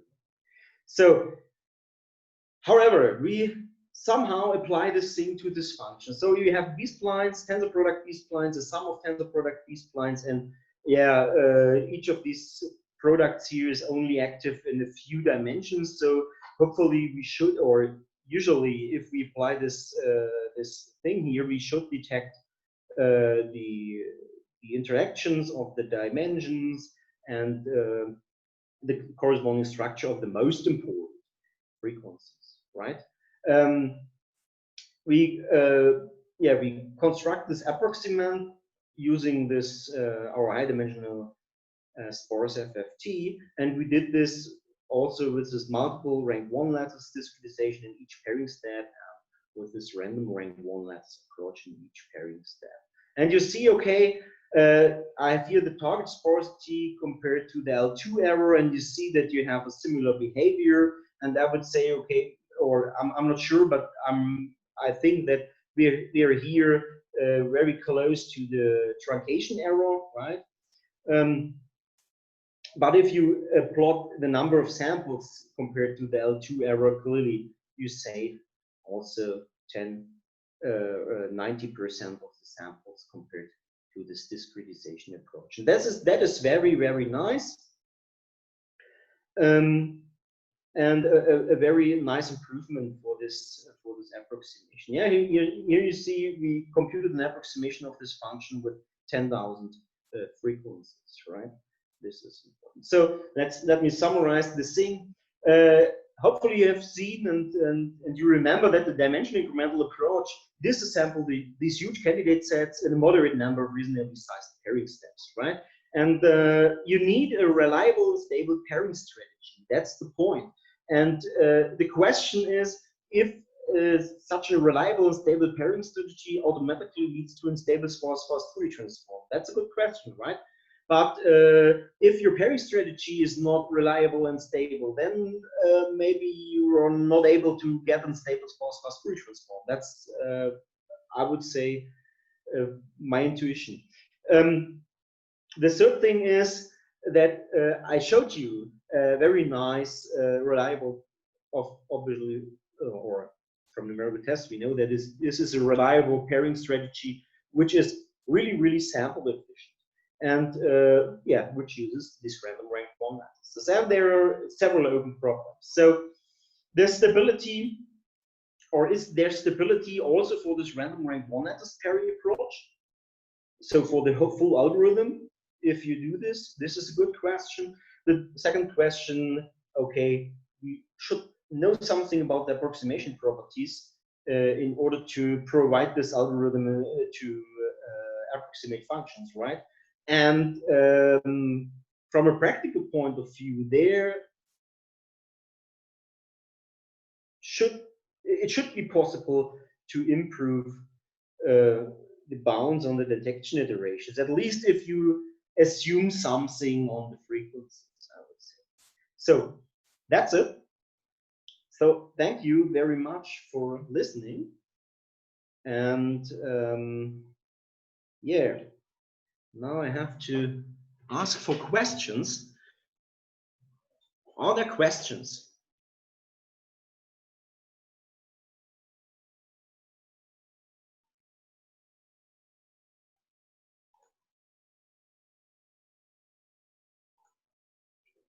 Do you have any questions? Are there questions in the chat? No, there are no questions.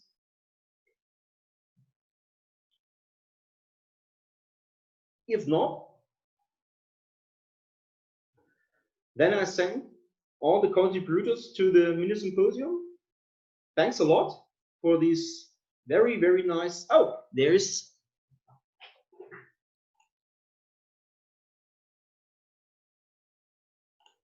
some question, maybe. Maybe you can ask now. Yeah, not really a question, but I just wanted to ask, will the slides be posted anywhere, or should we ask the individual speakers? We collect the slides, at least, and we send them to SIAM. Ah, okay. And they all right. We will make them available online. And if not, then you can ask me and or also Mark. Okay. Thank you so much. It was a good conference. Thanks you. For the question. Yeah. So yeah, I thank the contributors. I thank the audience for hearing the talks. I think there were a lot of awesome talks about yeah,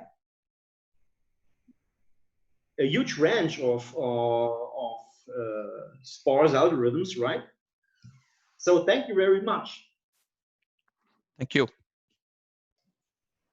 Thank you for organizing this. Yep. Thank you, Mark and Lutzi. Thank you. Okay.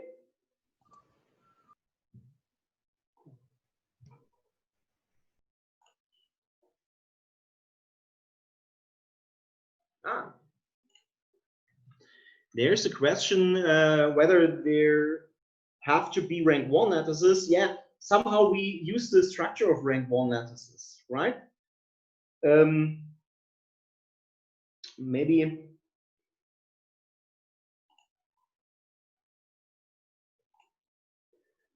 I give you the permission to talk, and also Daniel. Yeah, I just have a question. Does it have to be like random rank 1 lattices, or is there something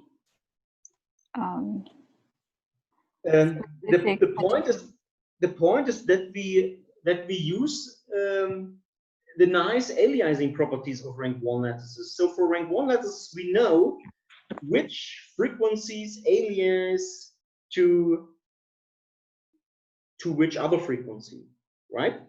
And so we can count how often a frequency is non-zero, and those that are, yeah,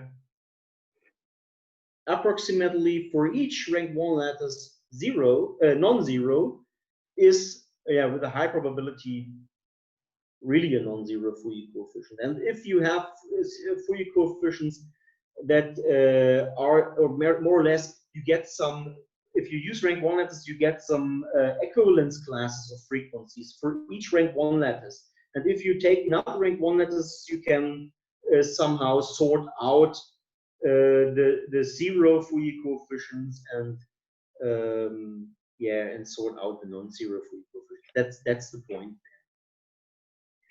That we use this structure really. Maybe you can also use random other lattices of higher rank. Maybe this is also possible, but then it makes it, yeah. Then maybe you can apply the same theoretical things we did, but then the things will not get really simpler, I think. Okay, thank you. Okay, thanks for the question. There was some question from Daniel. No, Lutz, thank you. I used the wrong button, so sorry about that. So thank you very much for the talk. Okay. Thanks. Okay, then I would say we have finished this mini symposium. Bye.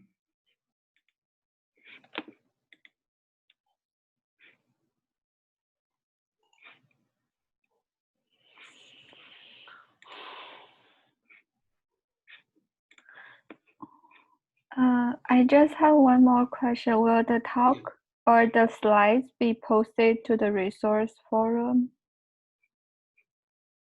To what?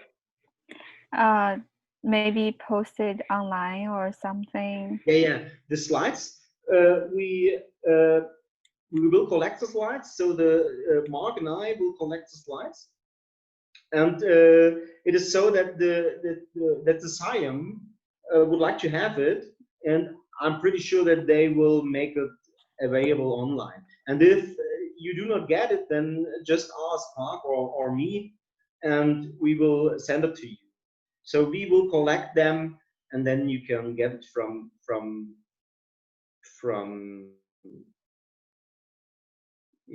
us. So maybe yeah, then you can get all the slides, right? From all the 8 talks from one person. Yeah. Thank you. Okay.